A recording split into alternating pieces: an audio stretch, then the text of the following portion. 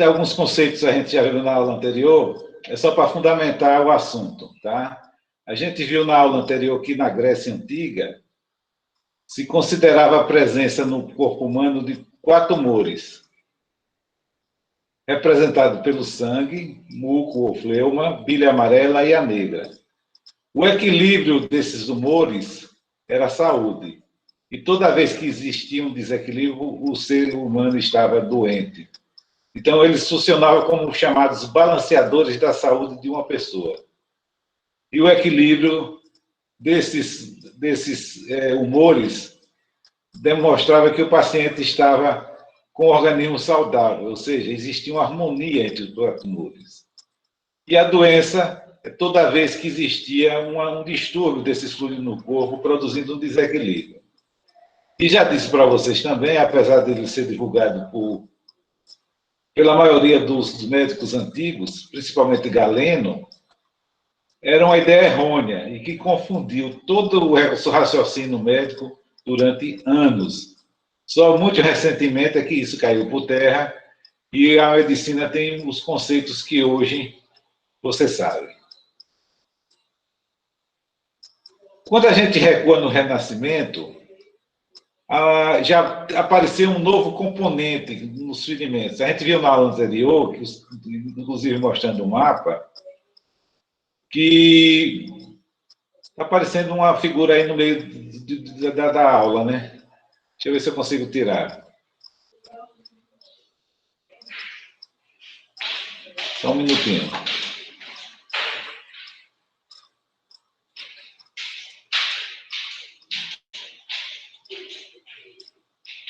Como é que tira isso? Vocês estão vendo que está aparecendo aí, vou voltar, avançar, né? Professor, não parece para mim, não. Não? Tá, porque eu sempre assisto a aula com um espelho, para ver o que é que vocês estão vendo. Já que não está aparecendo para vocês, então, tudo beleza, eu vou voltar para a aula. Bom, então, acrescido às armas antigas, apareceram uma arma mais danosa, que são as armas chamadas armas de fogo, que produziam ferimentos mais graves. E toda vez que existia um sangramento, para conter esse sangramento, era feito cauterização com ferro quente, breu, óleo fervente ou óleo de sabugueiro. E dentre os conceitos que eu acho mais estranho, é que toda vez que a ferida supurava, era considerado que estava evoluindo de forma normal. Então, a supuração era essencial, era algo esperado. E o pus era tão aguardado na evolução de um ferimento que, quando ele aparecia, se dizia: é o pus benéfico, a coisa está indo bem. Absurdo, né? Existia uma briga também entre a cirurgia e a medicina, entendendo-se cirurgia como que era aquele médico prático e a medicina aqueles médicos que frequentavam as primitivas universidades da época. De tal forma que existia sempre uma briga, existia cirurgiões, que era um barbeiro com uma formação teórica, o barbeiro que era um arrancador de dente, não tinha muita formação acadêmica, e ainda existia o que ainda existe hoje em dia, os curandeiros. Também já fazia, naquela época já existia essa presença. E, finalmente, os médicos formados nas universidades. E aí sim a medicina passou a ser mais científica. No Renascimento, destacou-se uma pessoa importante, eu já mostrei isso para vocês na aula anterior, que foi Ambrósio Paré, que viveu de 1517 a 1590. Ele foi um cirurgião barbeiro francês que se especializou. Ele começou como cirurgião barbeiro, mas depois ele tornou-se médico. Ele frequentou a universidade. É um cirurgião especializado, ele tinha uma prática muito grande e era especificamente cirurgião. Revolucionou o tratamento de ferimentos e dizia sempre: eu mantenho os ferimentos limpos. É fundamental para a evolução da ferida. E dizia: eu tratei-os, Deus curou-os. Então existia sempre aquele conceito, conceito o conceito de sempre agregado com a religião, com os deuses. Escreveu um livro muito importante na época, que foi publicado em 1561, chamado Cirurgia Universal. Introduziu novos métodos cirúrgicos e uma gama imensa de instrumental cirúrgico para o tratamento das patologias cirúrgicas. Aliás, eu usei um termo errado, que eu espero que você não use. Patologia. Patologia não é adequado. A gente só fala esse termo patologia quando você tem, dando assim, a certeza da doença, o anátomo patológico. Se você não tem, não é patologia. Você pode chamar de doença, enfermidade, mas não nunca de patologia. Isso é um erro grosseiro que é cometido por boa parte dos médicos. Bom, aqui está um gráfico. Talvez o procedimento que o cirurgião mais efetuava eram as amputações. Aí está como era feita. Os hospitais eram verdadeiros empilhadores de seres humanos. Vocês estão vendo aí um hospital da época, um hospital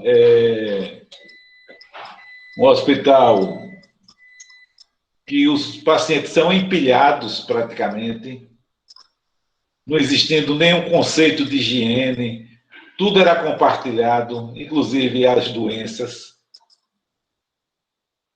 Verdadeira máquina, verdadeiros depósitos de seres humanos.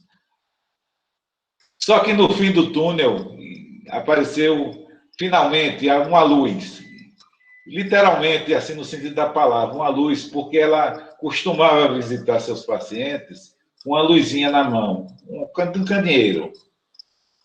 É uma enfermeira chamada Florence Nightingale. Ela é considerada a grande responsável pela limpeza de hospitais da época. Brigou com generais, já que, na maioria dessas situações, eram verificadas em ambiente de guerra, principalmente na Guerra da Crimeia. E vocês podem perceber que ela, além de dar um carinho especial com os pacientes, ela cuidava principalmente de mantê-los asseados, limpos, tomando banho, com feridas cobertas por panos limpos. Nessa Guerra da Crimeia, verificou-se que quando a pessoa sofria um ferimento, que naquela época já era arma de fogo, e quando essa pessoa era atendida de uma forma mais rápida, a chance de sobreviver era bem maior. Então apareceu... Oi, pode falar. Então apareceu nessa época as primeiras ambulâncias. Eram puxadas por 6 mulas e ela tinha um espaço para conter 10 pacientes, dos quais 4 ficavam em macas. Então, é um conceito interessante. Ao invés de você esperar que os pacientes chegassem aos hospitais, ativamente se ia para os campos de batalha na busca desses enfermos, para dar um tratamento mais rápido, e com isso houve uma diminuição da mortalidade desses pacientes. No Brasil, na Guerra do Paraguai, destaca-se essa baiana chamada Ana Justina Ferreira Neri, que, da mesma forma que Florence Nightingale, brigou com generais, com militares, e você sabe o que é brigar com militares, no sentido de manter a região dos hospitais limpo. É a chamada a mãe das enfermeiras do Brasil. A gente viu na aula anterior também que limpeza era algo que era relegado a um plano muito terceiro, quarto plano, e o bom cirurgião era aquele que tinha seu fraco e sujo, porque se dizia que quanto mais sujo é porque esse sujeito estava tratando mais pessoas. A gente também viu na aula anterior que esse obstetra, chefe da clínica de Viena, chamado Samuel Weiss, ele introduziu a técnica de se lavar as mãos antes da realização dos partos, o que contribuiu para se salvar muitas mulheres e, portanto, ele passou a história como o salvador de mulheres. Na verdade, eu considero mais como o salvador de todos, porque essa epidemia que nós estamos vivendo hoje, você sabe que uma das partes mais importantes na prevenção da doença é o que ele preconizou nessa época, lavar as mãos. Bom, aí mais uma visão de como era feita a cirurgia mais frequente da época, as amputações. Aí a Lichten, o pai da asepsia, e ele teve um papel especial. Olha como era feita a amputação, olha. Não tinha anestesia, se segurava os pacientes de uma forma ativa, continha literalmente várias pessoas para que elas se mantessem estáveis, estável que não que ninguém ficava totalmente estável, mas o mais quieto possível para que os cirurgiões amputassem as pernas. Lister introduziu a técnica cirúrgica asséptica com limpeza absoluta. E ele tem uma contribuição importante, é que ele fez talvez o primeiro estudo clínico com a finalidade de verificar se realmente limpeza diminuía a chance de ter infecção. Então, o que foi que ele fez? Ele distribuiu 75 pacientes que deveriam ser submetidos à cirurgia de amputação em 2 grupos. Um grupo foi submetido à cirurgia nas condições usuais do hospital da época, meados do século XIX, ou seja, ontem, muito pouco tempo atrás, e outro grupo foi submetido a cirurgias em salas onde havia um cuidado todo especial da asepsia, empregando principalmente o ácido fênico. Então, aqui está a distribuição da amostra. Ele tinha 75 pacientes, dos quais 35 foram operados em cirurgia com asepsia, com o preparo da sala cirúrgica e limpeza do paciente, e 40 sem nenhum cuidado. E aí está o que aconteceu do ponto de vista de sobrevivência. O estudo mostra que você manter o ambiente limpo contribui para que haja diminuição da infecção cirúrgica. Aqui está os dados aplicados num programa estatístico, não vou entrar muito em detalhe, só para mostrar que o P é significante, mostrando que houve melhora. Avançando no cuidado da ferida cirúrgica, de limpeza, um discípulo de Lister, chamado Halsted, introduziu a luva cirúrgica. Bom, e a gente vai entrar em alguns conceitos importantes. Qualquer dúvida, parem, tá certo? Para que não fique nenhuma dúvida relacionada com esses termos, que são bastante semelhantes e às vezes vocês confundem. Por exemplo, o que é que vocês chamam de asepsia? Alguém tem ideia?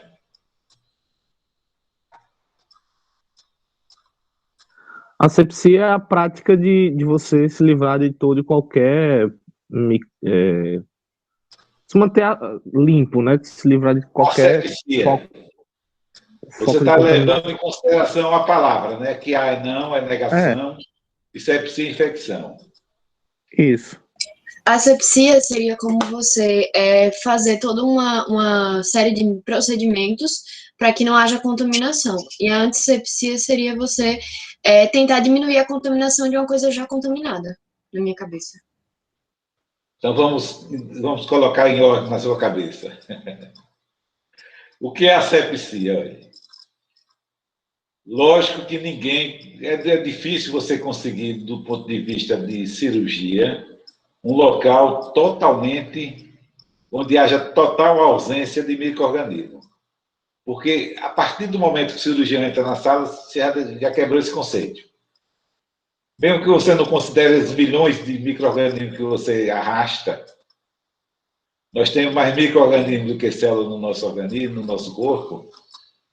Mesmo a gente não considerando isso, só se considerando o indivíduo, é um ser vivo que está na sala. Tá? Então, a sepsia, assim, no sentido da palavra de negação, de não sepse, não é bem assim. A gente costuma definir a sepsia como um conjunto de técnicas que a gente utiliza para que não haja a presença de micro-organismos onde você não quer que esses seres existam. Ok? Então, a partir do momento, por exemplo, e vocês lavam as mãos, vocês usam luvas, você usa um avental estéril, você está impedindo que micro-organismos cheguem, porque você está eliminando aquilo que está com você. Você usa um instrumental sem nenhum ser vivo, esterilizado, quando a gente, aí sim, esterilizado é a ausência de qualquer forma de vida, tá? Esterilizar é a ausência de forma de vida, aí você já tem uma situação que você está usando um instrumental que ele não contém contaminantes, ok?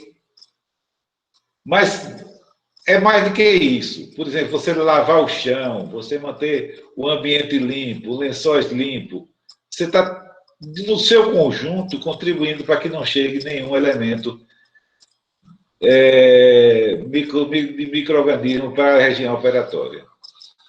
Então, a gente pode definir a sepsia como um conjunto de manobras, um conjunto de técnicas realizada com o intuito de manter o doente em um ambiente cirúrgico livre de micro-organismos. A gente consegue, na maioria das vezes, assim, no sentido absoluto, não. Mas a gente tenta chegar no máximo que a gente possa atingir. Tá ok? Entendeu o que é esse conceito? Então, tudo que a gente faz para evitar a presença de micro-organismos no campo operatório, a gente chama de asepsia. Ok? Quando a gente age diretamente, a gente pode produzir o que a gente chama de antisepsia. E tem duas definições. Goff, o livro de Goff vocês vão ter naquela pastinha que eu passei para vocês. Define antisepsia como a diminuição de micro-organismos patogênicos em tecido vivo. Ok? Olha o que ele está chamando. Diminuição de micro-organismos. E por que ele não está chamando de eliminação? Porque ele não consegue. A gente vai ver daqui a pouco que nossa pele tem uma flora chamada permanente, que é a nossa flora habitual, uma flora transitória que muda de acordo com o ambiente. E a gente não consegue manter a nossa flora da pele, a gente não tem nada que você use que elimine completamente. Você pode até eliminar por um determinado período de tempo, mas existem germes que ficam albergados na profundidade de glândulas sudoríparas, nas camadas subdérmicas, que não são atingidos por esses agentes antissépticos. Então, eles permanecem vivos. E como ele tem uma multiplicação exponencial, a cada 2 horas a bactéria se multiplica, e tal sorte que você tem 2, 4, 8, 16, 64 e assim por diante, de uma maneira bem rápida, aquele ambiente é recolonizado. Então, é a definição que Goff dá, não é de eliminação, é de diminuição de micro-organismos. Margarido, que é outro autor, ele define como asepsia que resulta da utilização de antissépticos, ou seja, drogas que têm o poder de matar micro-organismos, contra germes patogênicos que habitam o tecido vivo. Então, a gente vai ver daqui a pouco que esses antissépticos matam e alguns têm ação residual. Ele não mata naquele momento, mas a presença dele no local permite que, no decorrer do tempo, a proporção que os micro-organismos que ficaram protegidos, eles saiam do seu esconderijo, eles são atingidos e eles morrem. Deu para entender essa diferença de asepsia e antisepsia? Sim. Antisepsia é quando você age, no sentido de, como a gente não consegue eliminar completamente, a gente age de uma forma tal que você mate o que você puder e que você arranje uma maneira de manter a presença de alguma coisa que a proporção que os que ficaram vão aparecendo, eles sejam eliminados. Já a sepsia é um conjunto de técnicas para evitar que esse micro-organismo chegue no local. Ok? A antisepsia faz parte da asepsia. É uma das técnicas. Junto com lavar as mãos, vestir roupa limpa, lavar o chão do hospital, cuidar das macas, etc, etc.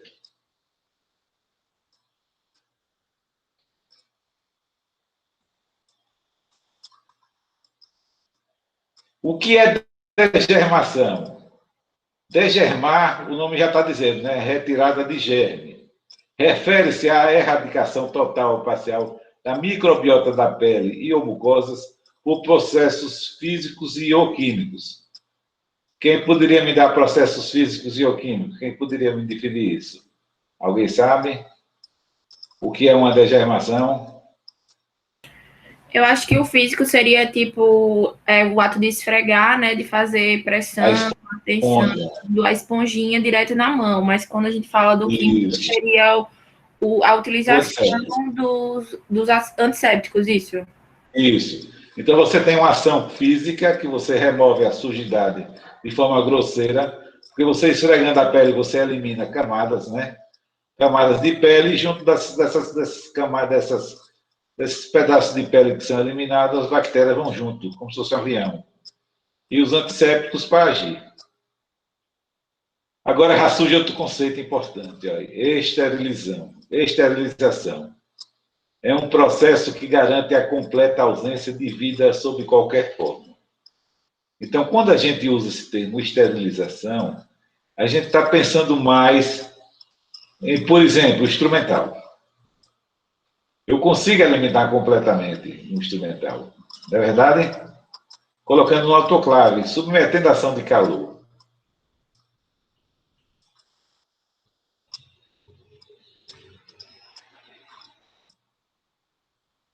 Deixa eu voltar aqui um pouquinho esse slide. Eu quero fazer uma diferença importante para vocês. Eu vou dar um exemplo, tá? Para vocês entenderem melhor. Eu sou de uma época em que, além de se tomar injeção em farmácia, era muito comum você ter na cidade, eu morei em Propriá, alguém que via para sua casa para aplicar injeção. Então, toda vez que você estava tomando antibiótico ou algum outro medicamento injetável, ele ia para a sua casa. E não era comum naquela época você ter seringas descartáveis. As seringas eram de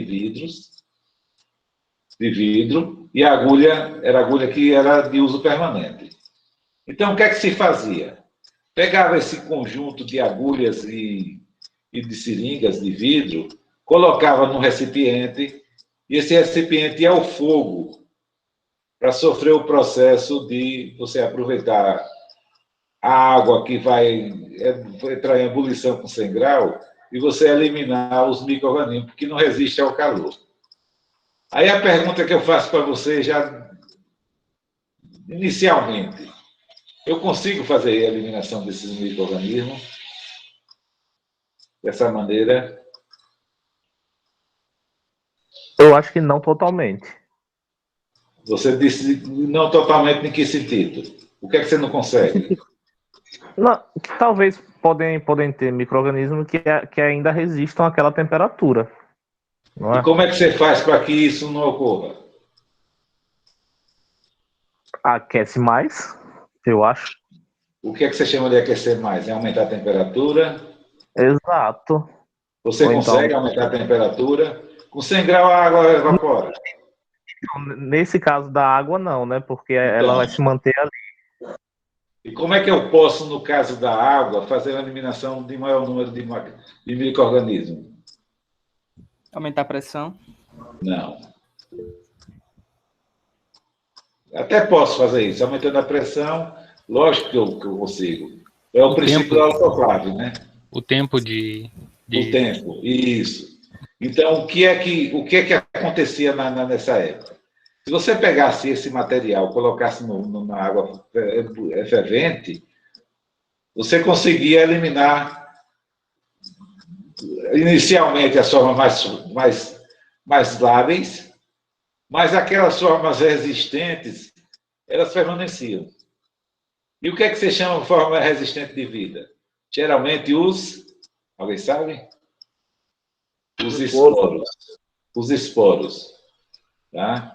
Então, você conseguia eliminar boa parte, quase tudo, mas não conseguia eliminar os esporos. Então, eu posso fazer uma diferenciação aqui. Ó. Quando eu elimino tudo, eu digo eu esterilizei. Ok? Quando eu não consigo fazer a esterilização de tudo e permanecendo as formas resistentes, ou seja, os esporos, eu digo, eu desinfetei. Tá? Então, tem esterilização e desinfecção. São coisas diferentes. Tá? Eu vou voltar nesse conceito daqui a pouco. Ok? Olhe, se convença de uma coisa. Durante o curso de medicina, vocês irão aprender para anexar o vocabulário de vocês cerca de 5.000 palavras. Eu vou contribuir com algumas. E na aula de hoje em especial. Tá? Então, degermação, esterilização. Tá? Vamos lá, vamos em frente. Bom, o que é limpeza? A gente diz que limpeza é você manter o estado de asseio. Então, você está limpo quando? Quando você está com uma roupa lavada, quando você tomou banho, tá? Então, basicamente, no hospital, é isso que vocês fazem. É passar fazer um esfregaço no chão, com água e sabão, colocar alguma coisa, álcool ou algum desinfetante nos elevadores. Então, você já está fazendo asepsia, mesmo não entrando ainda no centro cirúrgico. Você está mantendo o ambiente limpo, tá? Então, de uma forma geral, o ambiente hospitalar é mantido dessa maneira. Tem alguém da área que trabalha especificamente com essa função, de manter o ambiente limpo. Quando a gente tem além de você manter o estado de asseio, mas você usa algum agente que destrói micro-organismos na superfície inanimada, a gente já conseguiu mais do que uma limpeza. A gente conseguiu fazer o que se chama de sanificação. Então, aqui está a sanificação. Olha. Você já não está mais nos corredores do hospital. Você já está dentro do centro cirúrgico e está colocando nas paredes, e principalmente na maca operatória, na cama operatória, um produto que tem uma ação pesada, que ele mate realmente micro-organismo. Tá? Antissépticos. Desinfecção é quando eu uso um agente físico ou químico que destrói micro-organismos patogênicos. Eu estou mais interessado nisso. Os seres que produzem doença. Então, aqui, ó, lavar as mãos. Passar álcool gel nas mãos. Eu já estou sendo mais específico. Olha, tem doença, eu quero eliminar a doença, evitando que os agentes causadores dessa doença cheguem no organismo. Então, uma maneira de você lavar as mãos.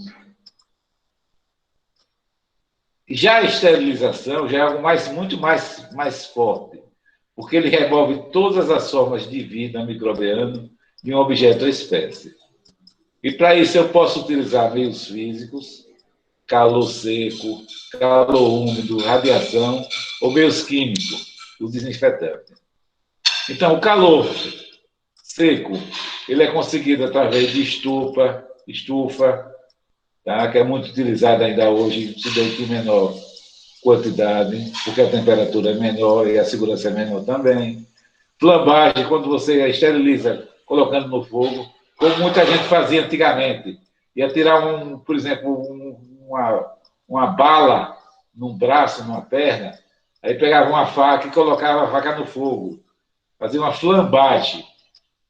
Quando você faz esse aquecimento com eletricidade, ele é chamado de fulguração. Tá? É como se fosse você usar um bisturi elétrico. Você pode fazer a fulguração aquecendo o instrumento que você vai usando por meio do calor. Desculpe, por meio da eletricidade. Já o calor úmido, você obtém com a fervura, a gente já viu, mas principalmente com a autoclave. A autoclave, aí sim, você usa o recurso da pressão. Com pressão mais alta, você consegue atingir temperaturas maiores. Radiação, a maioria dos fios de sutura, das sondas, vem no frasquinho ou no pacotinho de plásticos, no envelope, e é esterilizado por meio de raios alfa, gama e raio-x. Existem os desinfetantes, que são meios químicos de você fazer ou esterilização ou desinfecção. A gente vê já. Bom, então aqui tem um ambiente do hospital que é chamada sala de preparo de material. Todo o material cirúrgico empregado vai para essa sala. Então, esse material passa por etapas. Ele primeiro vai ser limpo, desencrostado, tirar aquelas crostas de sangue, de pus. Depois vai ser limpo, depois de limpo ele vai ser acondicionado em recipientes apropriados para finalmente ser colocado em autoclave. E por meio de aumento da pressão, você consegue aumento de temperatura e passa por todo um processo que deve ser obedecido. E se não for, mesmo você passando por boa parte do processo, se você não faz todo ele, o material é considerado contaminado. Bom, quando surgiu a videolaparoscopia, que não tem muito tempo, cerca de 20 anos atrás, surgiu um problema grave.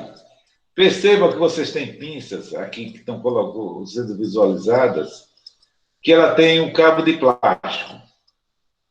Tem muito instrumental, principalmente as ópticas, que são de vidro. E o calor trincava, o calor derretia esse material. Então, ele não podia ser submetido ao calor. O que é que se fazia? Então, dois produtos químicos em nosso meio, bastante utilizados. O formaldeído e o glutaraldeído.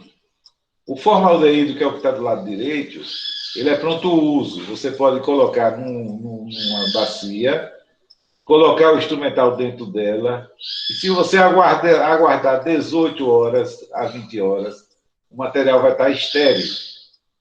Se você aguardar meia hora, ele vai estar desinfetado.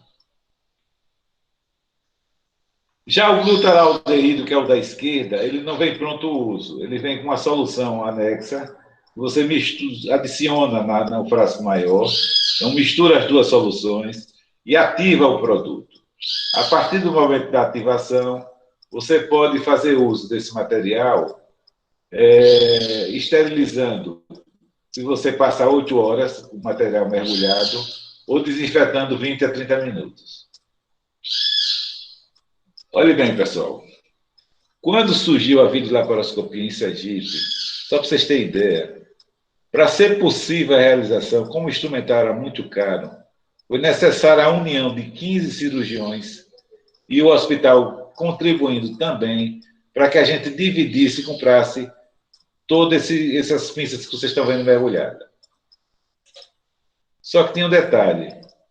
Além dessas pinças, tinha um carrinho com a parte óptica, a parte de gás. Tudo muito caro. Ora, se você vai operar e você tem que, além de você ter um grupo para brigar por horário, será que a gente vai conseguir esperar 8 horas para esterilizar o material? Claro que não. E foi o que aconteceu. Uma videolaparoscopia se descuidou do processo. Ao invés de usar material esterilizado, passou-se a usar material desinfetado. E começaram a surgir infecções, as chamadas superinfecções. E de tal sorte que a Anvisa proibiu. Hoje não se permite mais que você utilize esterilizantes químicos para fazer cirurgia. Tá? Então, foram desenvolvidos novos métodos de calor, novos artigos que podem ser submetidos à ação do calor sem trincar. Ok? Então, hoje isso é abolido, não se usa mais. Mas era o que a gente fazia. Tá? Ao invés de passar 8 horas, se passava meia hora com o produto. Para a gente conseguir fazer 3, 4 cirurgias no dia.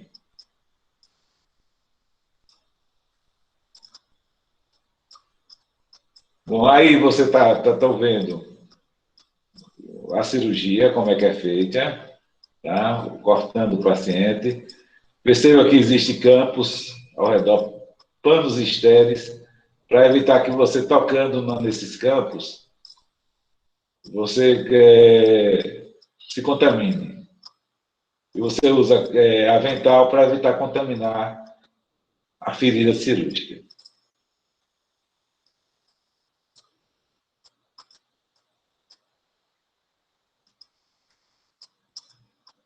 Bom, vamos lá, algumas considerações importantes. 73% das pessoas saem do banheiro com as mãos contaminadas. Após 2 horas, 77% exibe o mesmo germe na boca. 50% das pessoas saem do banheiro sem lavar as mãos. Então, perceba que uma das partes importantes, fundamentais, no processo de evitar a infecção somos nós mesmos. Então, se a gente não pratica, não cria hábitos de limpeza, quem é que vai proteger nossos pacientes? É verdade? Então, um cuidado começa daí.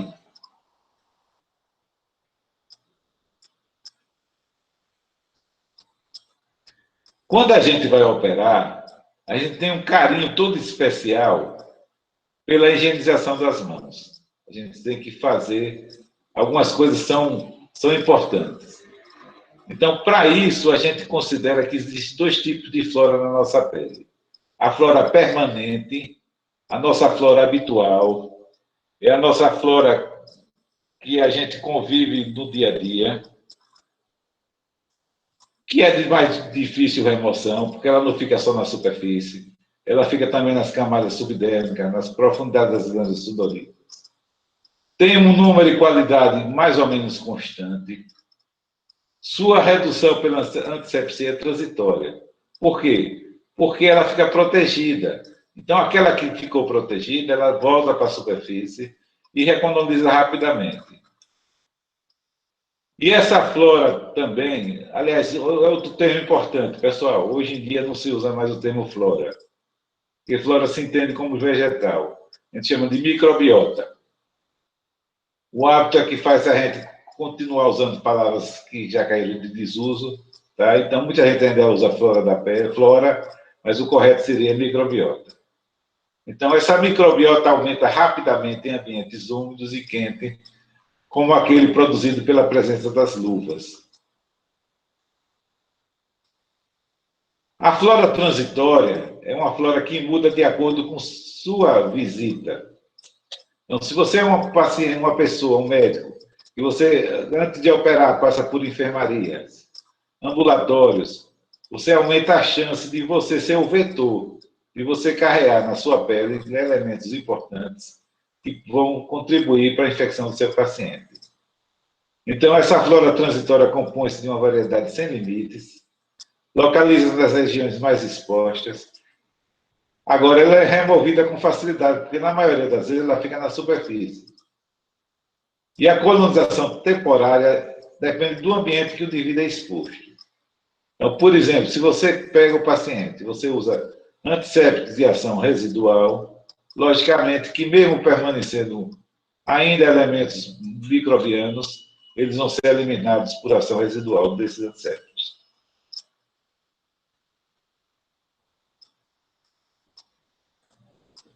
Coisas importantes.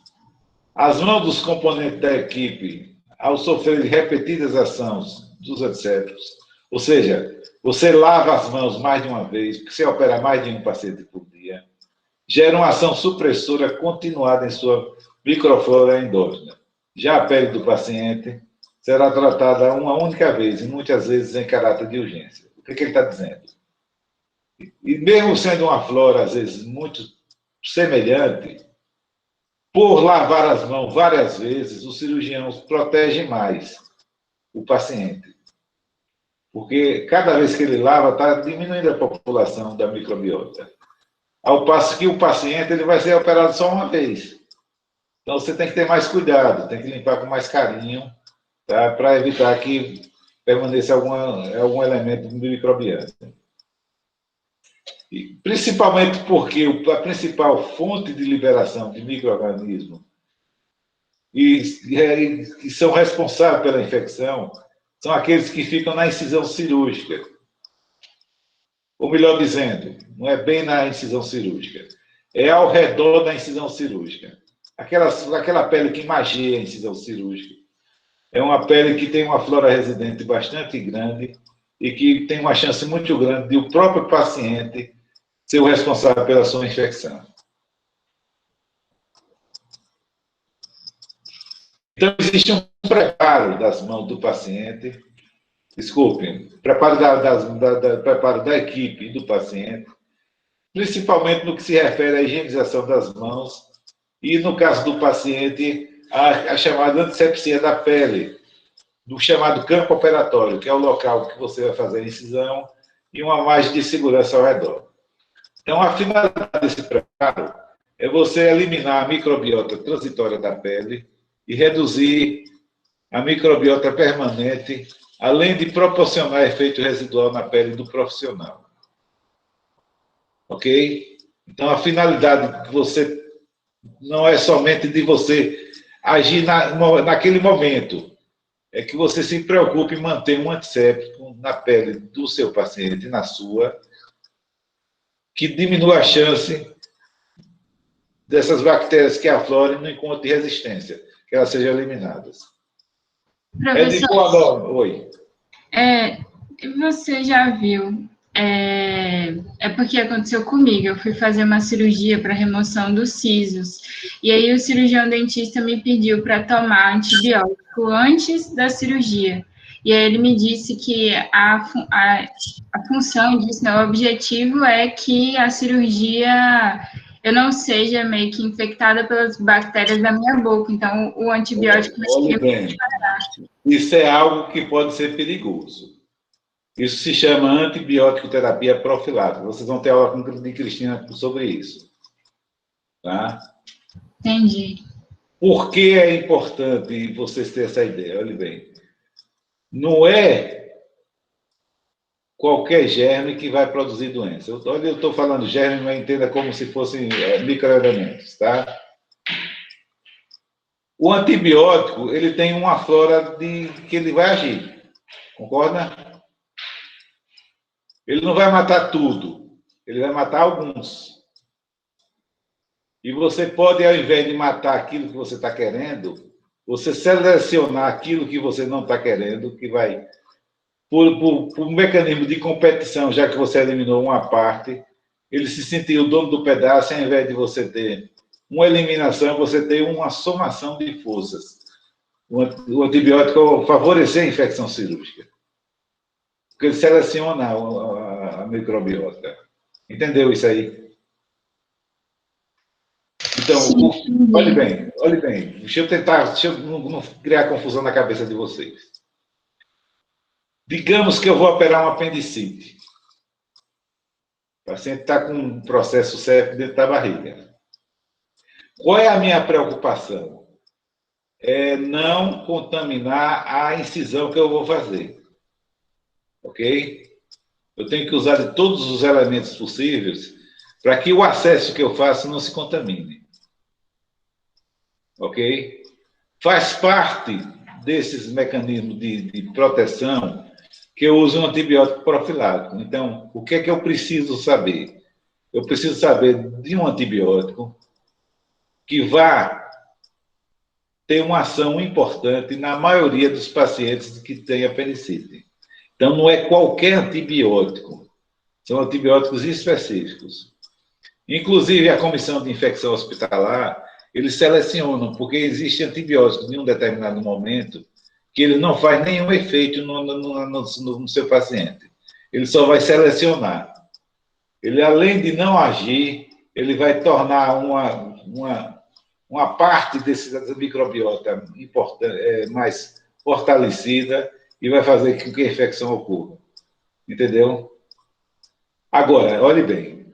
Quando é que eu uso antibiótico profilático? Numa situação dessa de apendicite, que eu vou operar, já tem pus, eu seleciono antibióticos, 1 ou 2 ou 3 antibióticos que eles têm ação importante sobre a microbiota e faço uso. Por quê? Porque quando o paciente for operar e que eu abra a pele do paciente, ele já está circulando. Então, ele vai agir já antes de você contaminar o meio. Entenderam? Sim, então é só em... Agora, não é sempre que você usa, não. Porque, por exemplo, cirurgia limpa hoje não é aconselhável. A não ser que o paciente não possa ter infecção de jeito nenhum. Então, existem situações específicas que você faz antibiótico mesmo o paciente não tendo infecção, para evitar que ele venha a ter. Há uma prótese no paciente com imuno suprimido, alguma coisa desse tipo. Mas, na maioria das vezes, o antibiótico não tem indicação. Principalmente como o dentista faz, que usa antibiótico de longo espectro, que vai matar tudo, vai dar um tiro no escuro e você não sabe se vai matar aquilo que você quer. Então, o antibiótico, ao invés de ajudar, pode prejudicar. Certo? Cristina vai dar aula sobre isso com vocês. Ok? Antes de lavar as mãos, se necessário, cortar e limpar as unhas. Não é só cortar, é só limpar. Antigamente, no kit de limpeza, além da esponja, vinha uma espátulazinha para você limpar debaixo das unhas.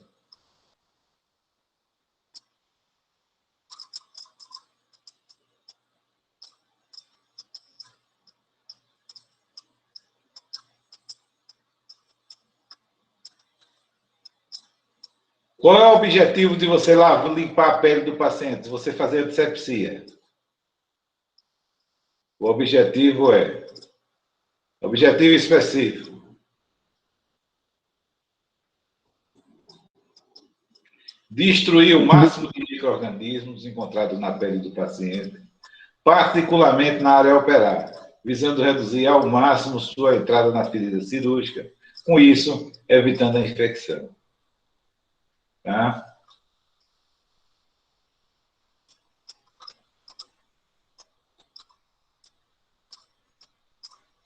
Bom, normalmente, assim, se você fosse definir grosseiramente, o que é que você faz para operar? Raspar os pelos e for usar antisséptico local, regional, uma região da pele. O que é tricotomia? Tricotomia é você raspar os pelos. Se faz em todo mundo, antigamente se fazia, hoje se não faz de jeito nenhum. Hoje a gente evita. Porque a tricotomia é algo, principalmente quando feito com gilete, que produz microtraumas na pele, microlacerações que podem contaminar. E quando você vai operar, já existia até pústula presente. Então, a tricotomia é algo que deve ser evitado, principalmente com gilete. Se tiver que fazer, faça uso de um tricotomizador. É um dispositivozinho que corta o pelo paralelo à pele, evitando ferir a pele. E ele deve ser feito, a tricotomia não é feita, ela tem momento de se fazer. Ela tem que ser feita nas 2 horas que precedem a cirurgia. Se você faz um intervalo muito longo da tricotomia para a cirurgia, pode haver colonização dos microtraumas.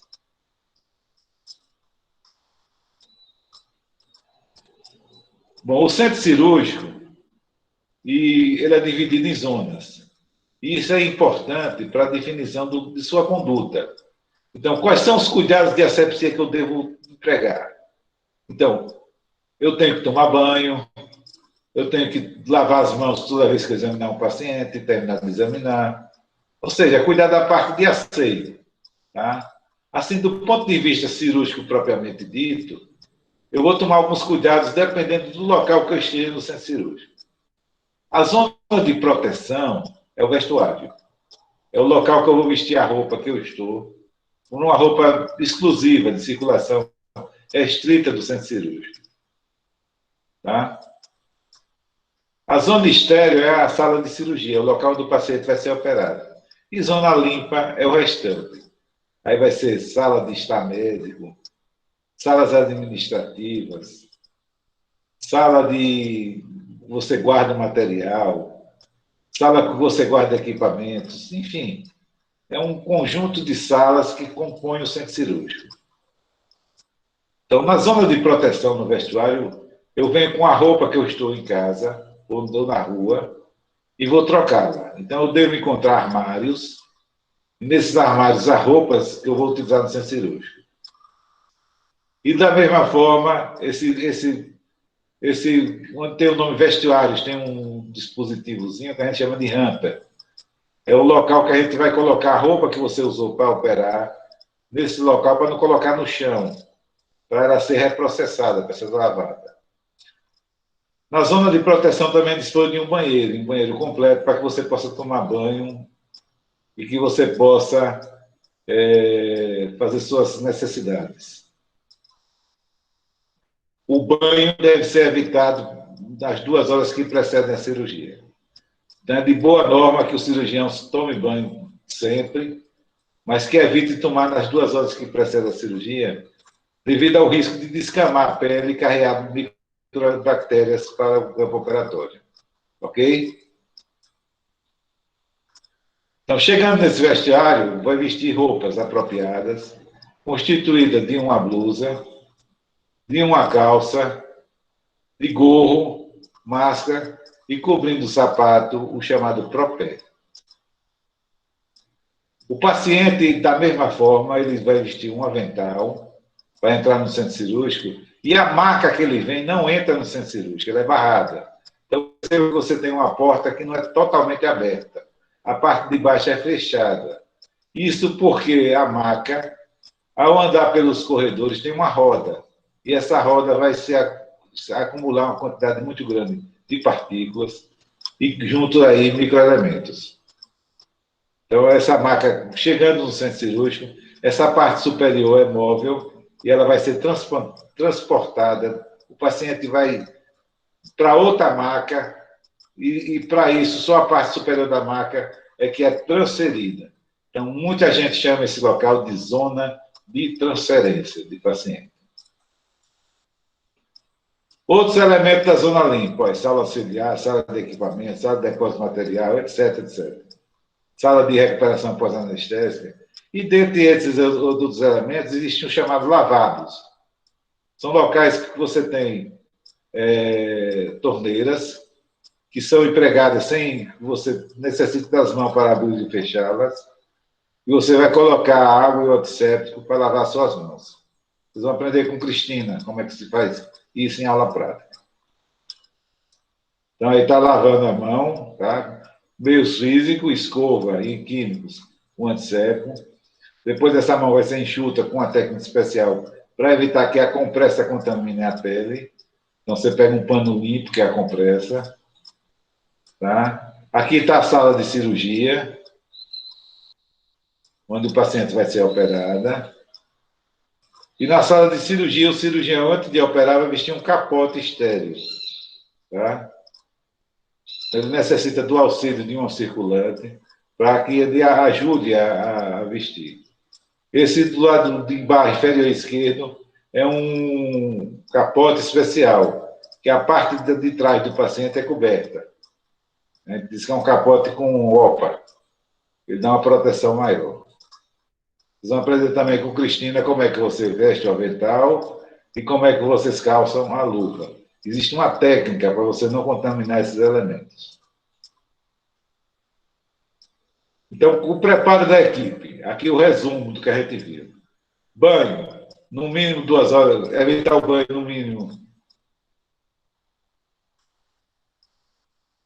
Aqui está um pouquinho errado. O banho deve ser evitado 2 horas antes da cirurgia. Tá? As roupas devem ser trocadas na zona de proteção. Então, coloca as calças e blusa, gorro, touca, máscara. Nos lavabos são feitas a degeneração das mãos e antebraços. Na sala cirúrgica se calça o avental e luva. Pessoas com infecção das vias aéreas superiores não devem entrar na sala de cirurgia. Ok? Senão vai contaminar o paciente. Aqui era um filmezinho que não está rodando, mas é simples. Entra na internet, faça uma busca por lavagem básica das mãos. Aí vai mostrar como é que vocês devem lavar as mãos. Isso eu não me preocupei muito, porque hoje você sabe. É a técnica que você usa para evitar de vocês levarem o Covid para as suas mãos, das mãos para a sua boca e para os olhos. Tá? A lavagem básica. A lavagem higiênica. Por quê? Para distinguir da lavagem cirúrgica. Então, essa lavagem cirúrgica, que já é outro tipo de lavagem, ele requer um tempo de 3 a 5 minutos para a primeira cirurgia e de 2 a 3 minutos para a cirurgia subsequente. É a recomendação. Você passa 5 minutos lavando as mãos, normalmente. Avental. O avental ela tem uma finalidade. A finalidade é que você não vai... Você prepara as mãos e o antebraço de uma forma específica, usando antisséptico, mas você não toma um banho de antisséptico. Então, para evitar que parte do seu corpo contamine o doente, a gente coloca uma barreira. E essa barreira é o avental cirúrgico, ele é estéril. Da mesma forma, as luvas. Também é uma barreira. Lembrar que se você tiver furo na luva, o ambiente, a interface da luva com a borracha, ela é quente e permite que haja uma multiplicação muito grande de bactérias. Então, você deve estar atento para dar diagnóstico de furo. Então, se você percebe, por exemplo, operando que a luva está furada, ela tem que ser trocada. Existem outras maneiras de você perceber que ela está furada. Uma delas é quando você sente a presença de líquido nas suas unhas. E a outra é quando você toma um choque. Você está operando, o bisturi elétrico é uma barreira, e às vezes você pegando no bisturi elétrico e com sua luva furada, você sente um choque que é legal. Viu? Não é o bisturi que vai dar choque, é o instrumental metálico que você está segurando. Se ele entrar em contato com o furo, o paciente vai ter um choque bem legal. Já tive alguns.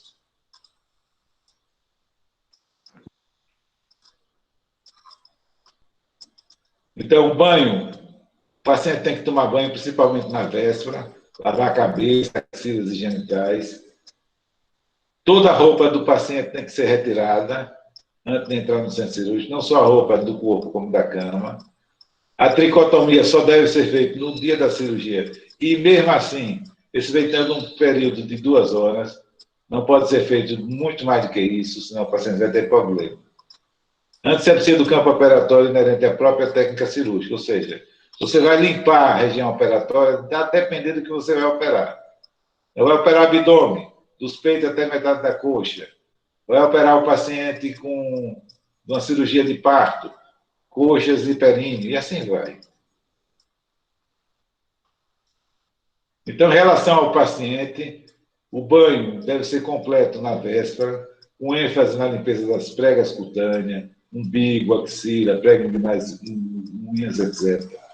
Esse banho pré-operatório deve ser feito com detergente antisséptico, que reduzirá o índice pós-operatório de infecção. A tricotomia, lembrando mais uma vez, quando necessária, deverá ser feita de preferência 2 horas antes do ato operatório e deve-se usar creme depilatório ao invés de lâminas cortantes. A gente não usa creme depilatório no nosso meio, a gente usa tricotomizador. É um dispositivo que ele corta a pele sem raspar a pele do paciente. Ele corta o pelo sem raspar a pele do paciente. A tricotomia deve ser reservada à área cutânea onde os pelos impeçam a visualização do campo e o dificulte a colocação dos curativos.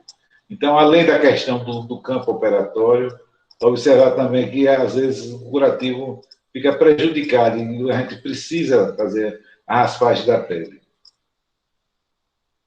A raspagem dos pelos, desculpe. Recomenda-se o uso de lâminas novas e, de preferência, o uso de aparelho descartável. Soluções degermantes diminuem o trauma da lâmina da pele e diminui o resíduo contaminante das células descamadas. A área depilada deve ser mais satisfatória e adequada ao redor das incisões, com possibilidade de prolongamento e colocação do dreno. Isso quer dizer o seguinte, quando você está operando e você prevê que você vai colocar um dreno, ou que você vai precisar de um curativo maior, a gente aumenta a área que você faz a raspagem dos pelos.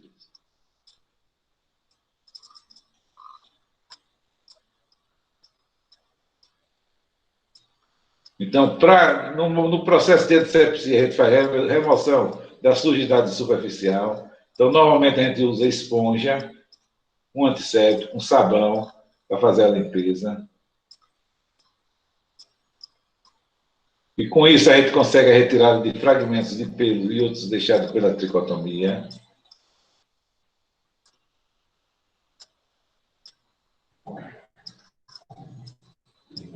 no dia anterior e antes de ir para o centro cirúrgico, as pregas espontâneas, principalmente o umbigo, deve ser lavado com cotonete estéreo, com cotonetes estéreos bebidos de solução de limpeza. O umbigo é uma área perigosíssima. Tem pacientes que têm, principalmente as mulheres que fazem cirurgia plástica de abdômen. Os umbigos só ficam fechados na sua parte externa. A parte de dentro tem uma cloaca, cheia de uma massa podre, que pode contaminar o paciente. Então, você tem que ter muito cuidado, observar se existem resíduos e limpar bem essa área. Professor, só uma dúvida aqui, por favor. Hein? Uma dúvida aqui, é sobre esse creme, que é o creme depilatório. Eu quero creme de barbear. Ele é a base de quê? Creme de barbear. É você fazer os dois. Ao invés de fazer uma tricotomia seco, usar creme de barbear. Entendeu? Você usa o creme de barbear junto com a lâmina. Então, cobrir a... Oi.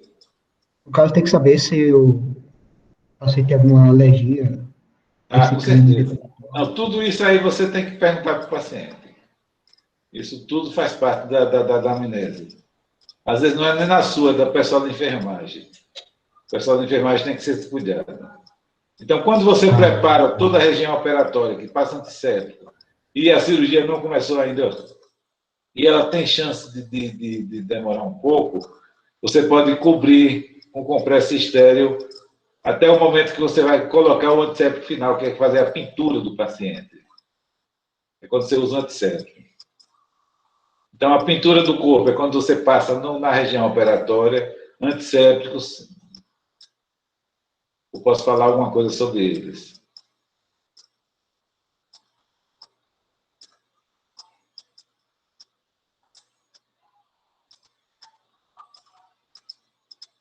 Então, normalmente a gente usa antissépticos, ele tem corantes, para que você possa ter certeza de que você limpou bem a região que você quer deixar protegida.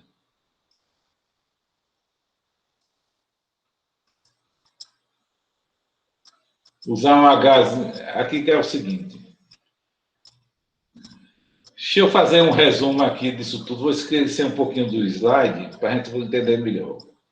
Então, quando a gente vai operar, o que é que a gente faz? A gente pega uma compressa e com essa compressa a gente vai colocar líquido, ou uma compressa, ou gás, ou esponja. Nosso meio, ultimamente, a gente tem usado mais esponja, porque a esponja já vem com antisséptico. E a gente passa essa esponja na pele do paciente. Isso, lógico, depois da tricotomia. O paciente já está com a tricotomia pronta. Depois que você faz isso, você vai passar o antisséptico. Quais são os antissépticos mais empregados no nosso meio? São dois. Os antissépticos mais empregados. É a clorexidina, que é um antisséptico à base de cloro. E aí você tem duas apresentações normalmente. Uma que é corada, ele tem um corante, então ele tem uma cor, e outro que é incolor. O corante tem a vantagem de você delimitar o campo que você está limpando. O incolor, isso você dificulta um pouco, você tem que ter muito cuidado. Mas, em compensação, você usa um antisséptico incolor quando você não quer efeito de camuflagem. Você quer, por exemplo, fazer uma plástica, você precisa dos limites bem definidos da pele. Certo? Então, você não pode colorir para uma mancha, porque ela vai ficar invisível. Eu não vou ter certeza se eu vou retirar completamente. Tá certo? Então, a clorexidina, ele é usado normalmente dessas duas apresentações, ou incolor ou corado. É um antisséptico importante, ele tem uma ação residual bem longa, de 4 a 6 horas. Então, você passa um antisséptico e ele permanece atuando.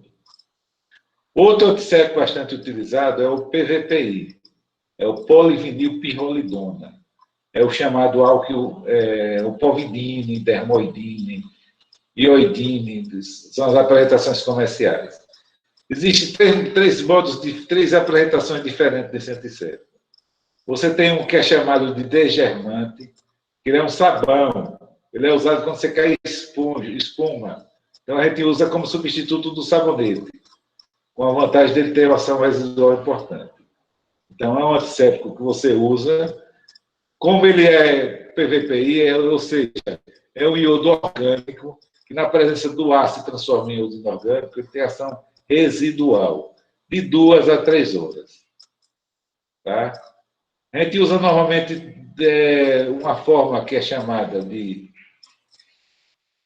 que a gente chama de tópica, na verdade todas são tópicas, quando a gente usa água como solvente. Então, você usa álcool e PVPI. E tem uma forma que você usa álcool. Qual é a melhor do ponto de vista de eliminação? A alcoólica. Porque você tem um sinergismo. Você tem a ação do álcool e a ação do iodo. Tá? Só que o álcool ele não pode ser usado em pele não íntegra. Quando você tem ferimentos, ou seja, no pronto-socorro, por exemplo. Então, utiliza a forma aquosa. Ou quando você vai operar a mucosa. Entenderam isso? Então, PVPI tem misturado com álcool, misturado com água. De uma forma geral, na pele íntegra, ou seja, eu lavo minhas mãos, eu uso PVPI alcoólico, eu preparo o campo operatório, uso PVPI alcoólico, eu lavo minhas mãos, eu uso aquoso. Quando a gente passa um antisséptico com a gase, a gente passa sempre no sentido... Sempre não, na medicina nem nunca nem sempre.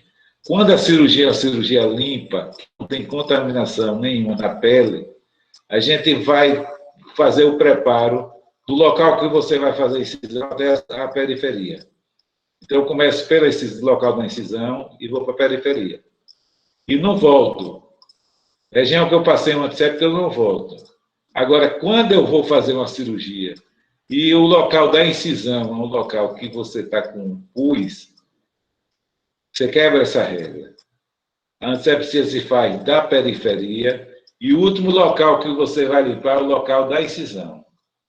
Porque você pode fazer semeadura. Se você pegar a região que tem pus, você vai espalhar a infecção.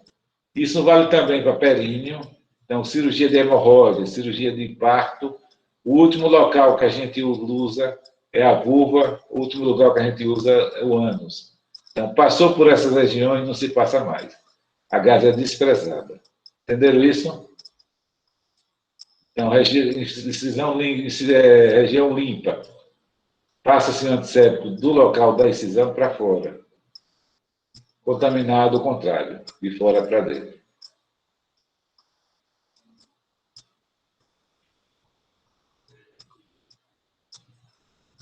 Então, o antisséptico ideal ele tem que ser estável por um longo período de tempo, tem que ter um amplo espectro de ação, de preferência ser solúvel em água, ser ativo em baixa concentração, ter ação bactericida imediata, não manchar a pele e vestiário. Por exemplo, a clorexidina é um antisséptico muito bom, mas se você molhar sua roupa e, em caso, usar água sanitária, sua roupa vai ficar toda manchada. Então, antes de lavar a roupa com água sanitária, você tem que tirar todo o excesso de clorexidina.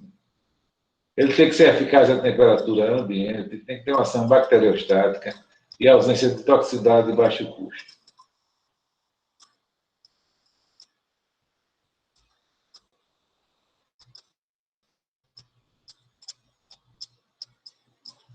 Bom, eu não vou entrar em muito detalhe em relação aos antissépticos, eu já fiz um resumo para vocês. Eu vou deixar mais como uma atividade para que vocês pesquisem, tá? Então, leia um pouquinho sobre clorexidina e leia também sobre o PVPI, ok? E eu estou aberto para dúvidas de vocês. Quem tiver dúvida, pode falar.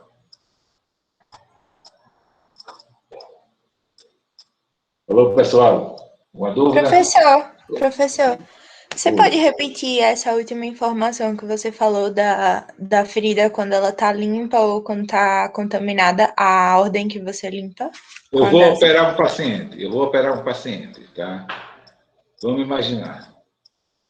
Eu vou dar um exemplo até exagerado para vocês perceberem a diferença. O paciente está com apendicite.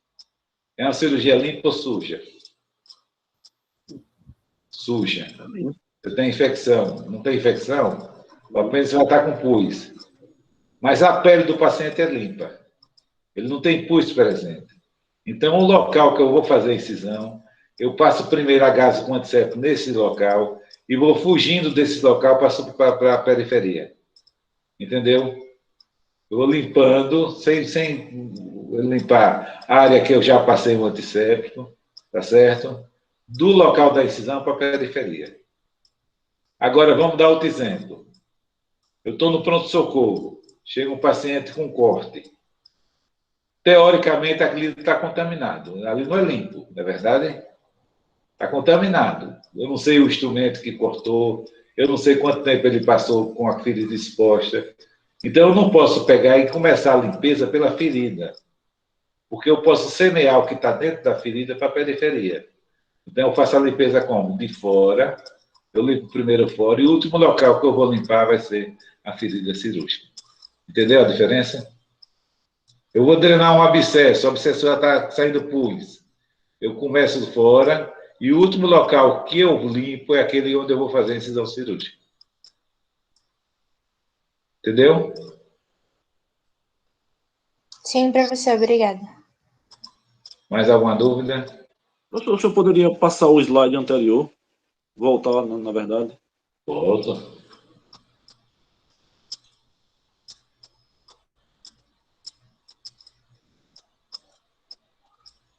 Essa questão aí de ação bactericida imediata, não entendi, como assim? O ideal é que você, quando usa um antisséptico, ele já chega fervendo, vamos dizer assim, usando o termo grosseiro. Ele já chega matando. Tá? Ele já chega metralhando tudo. Entendeu? Ele não tem o que a gente chama de latência. Latência, o que é latência? Olha, eu vou usar um anestésico. Eu infiltro o subcutâneo do paciente e vou aguardar a ação. O tempo que eu espero para que o anestésico faça efeito é chamado de latência. Tá? Então, por exemplo, se eu uso xilocaína, ele imediatamente já está anestesiado. Mas se eu usar marcaína, ele vai passar mais tempo anestesiado, mas, em compensação, vai demorar mais tempo para anestesiar. Então, o ideal é que... Oi. É porque minha dúvida é porque tem aí ação bactericida imediata e logo abaixo tem ação bacteriostática. Uma vai a ação deixar... bacteriostática já não é bactericida. Bactericida é aquela que o agente mata. E a outra bacteriostática é quando ele vai agir na multiplicação. Então, qual dos dois seria o ideal? O ideal é que você tenha os dois. No mesmo produto? No mesmo produto. Que ele mate e que impeça a reprodução. Agora entendi. Entendeu? Ele seja valente. Mais alguma dúvida?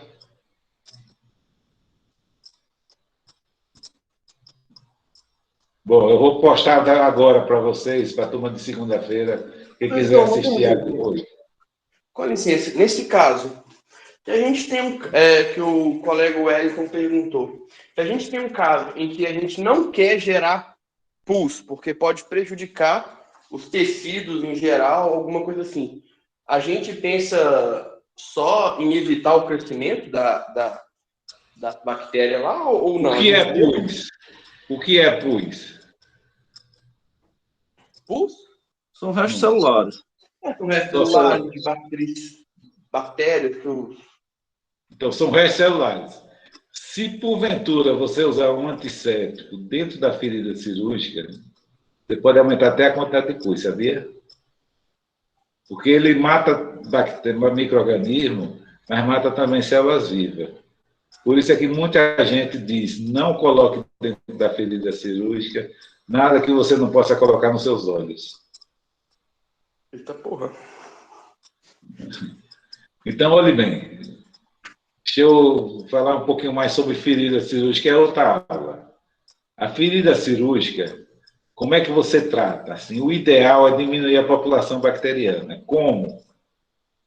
Se eu usar um antisséptico, eu vou diminuir a população bacteriana, mas vou lesar também células que eu não quero que sejam lesadas. Entendeu? Uhum. Então, como é que eu diminuo essa população bacteriana? Lavando a ferida. Eu uso soro. Você vai ver quando você for para o pronto-socorro, e quando chega um ferimento, normalmente o que é que se faz? Você lava a ferida com soro fisiológico, de preferência com jato, ou seja, colocar o soro dentro de uma seringa para promover um jato, e lava a região.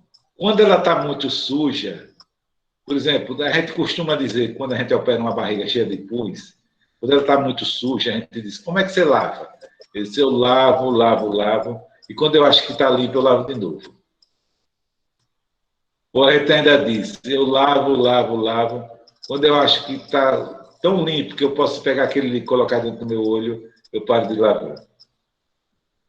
Entendeu? Entendi. Então, para diminuir a população... Para diminuir a... Não entendi o que você falou. Aí, no caso do jato, da água e tudo mais, seria... A ideia é a remoção mecânica da impureza? Exato. Aí você vai fazer duas coisas quando você usa o soro fisiológico. Primeiro que ele é isotônico, né? O soro fisiológico é isotônico, ele não vai alterar o volume das células. Porque tudo que existe no nosso meio tem difusão. Então a célula não vai alterar seu volume. E quando você usa o soro fisiológico, você consegue duas coisas importantes. Você consegue eliminar sujeira, corpo estranho favorece a infecção, a gente vai ver depois disso. Tá certo? Por exemplo, para haver infecção, você precisa de 100 mil bactérias por grama de tecido. Na presença de corpo estranho, basta 100. A infecção acontece. Entendeu?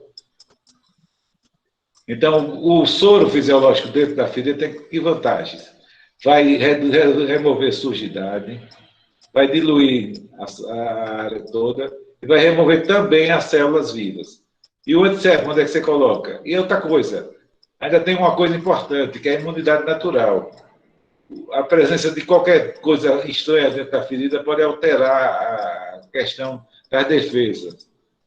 Então, a ferida, normalmente, como é que ela deve ser tratada? Limpeza local, antisséptico na periferia. Nas bordas da ferida para a periferia. Entendeu? Isso eu estou falando de ferida. Tá? Pele íntegra, não. Pele íntegra, você lava, limpa tudo. Mais perguntas? Obrigado, professor. Bom, vou postar para vocês, então, um vídeo para a turma de segunda-feira, a prática de segunda-feira. Eu vou postar agora um filme sobre fio de sutura. Ok? Esse mesmo vídeo vocês vão ter na quinta, na quarta para a turma de quarta, e quando for quinta, para a turma de quinta. Para a gente não deixar muito material para vocês se vocês não estudarem. Para a gente liberar aos pouquinhos. Ok? Boa tarde para vocês, então. Eu vou tirar a gravação, viu? Professor, lembra de postar as gravações. Tá. A dessa aula, principalmente. Ok. Vocês querem que eu compartilhe com vocês também os slides? Se possível, se o senhor puder, seria bom. Eu vou compartilhar no Drive também. Certo? Ok. Deixa eu tirar a gravação. Deixa eu tirar aqui a gravação só um minuto. Interromper a gravação. Pronto, está interrompida. Boa tarde para vocês. Qualquer